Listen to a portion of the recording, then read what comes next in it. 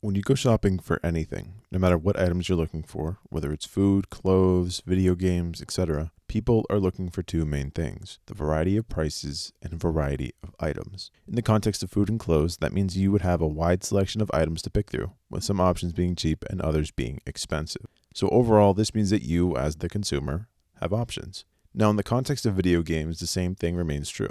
Games like the Finals, Fortnite, Rocket League, and Rainbow Six Siege all have expansive stores within their games that have a variety of cosmetic items at many various price points. And obviously, I want to compare this to Overwatch's shop, which I want to argue feels very lackluster in comparison. And this lackluster feeling that the Overwatch shop has when being compared to other games is, in my opinion, is because it lacks one of the two things that any sort of business should have that we mentioned before, which was, the variety of prices and the variety of items. Upon looking at the shop, you immediately see four different categories. You have the shop, seasonal, heroes, and Overwatch League. On the surface level, this appears like a well-stocked shop full of items to browse through and purchase, but I want to argue that this isn't the case. In the shop, the majority of it is made up of bundles and individual skins, which are commonly priced at 1,000 to 2,100 Overwatch coins. Keep in mind that this is the premium currency that you have to pay money for. Beneath those items is a line called Just For You, which has skins that range in price from 300 to 1,500 credits, credits being the earnable currency in the game. Now, while many argue that the skins in the shop are overpriced and many of the well-designed skins are often priced rather high,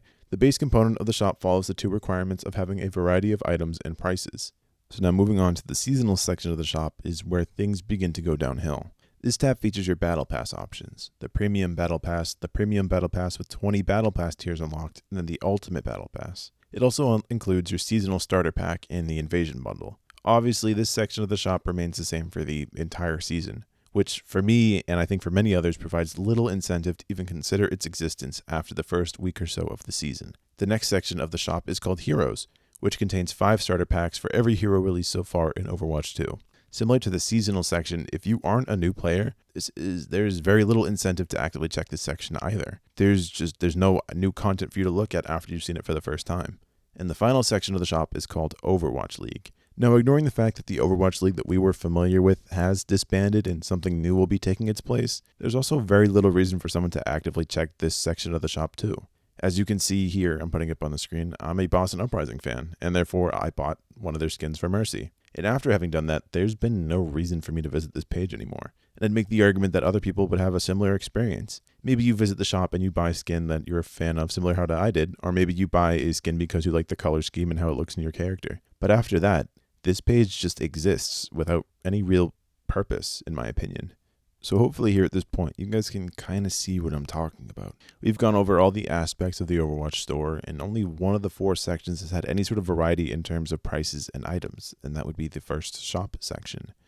And that being the one section that does do this, only offers a rather limited amount of skins and bundles in comparison to what they could be releasing in the shop, similar to what the other games offer, like I mentioned. The Finals, Fortnite, Rocket League, similar games like that have a lot more expansive shops and bundle options to purchase from. And I understand that making skins takes time, and they've clearly talked about this in the past. But to me, that feels like there's a clear lack of options available in the Overwatch shop.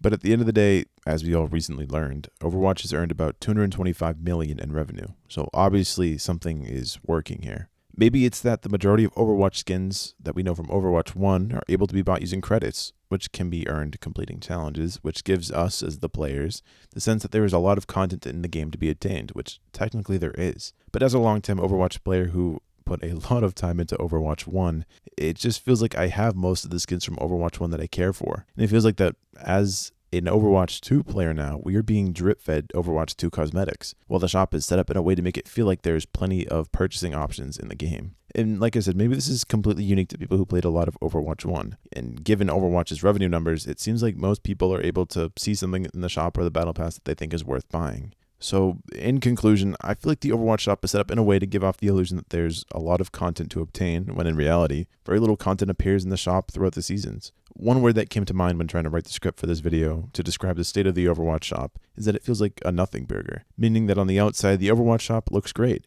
It has 4 unique categories full of various bundles and items to offer to consumers, but when you look a little closer, the shop is really full of the same old skins and seasonal bundles that only change when a new season comes along, or they never change at all, like the Overwatch League shop. So overall, I feel that the shop has fallen short for me. Maybe it's because of my unique status as somebody who played a bunch of Overwatch 1. Maybe it's because, I don't know. If you guys have any ideas, please let me know. I want to thank you guys real quick for all the support in the last video. I enjoyed reading and responding to comments, and just the support from that was not something I was expecting. So thank you all very much.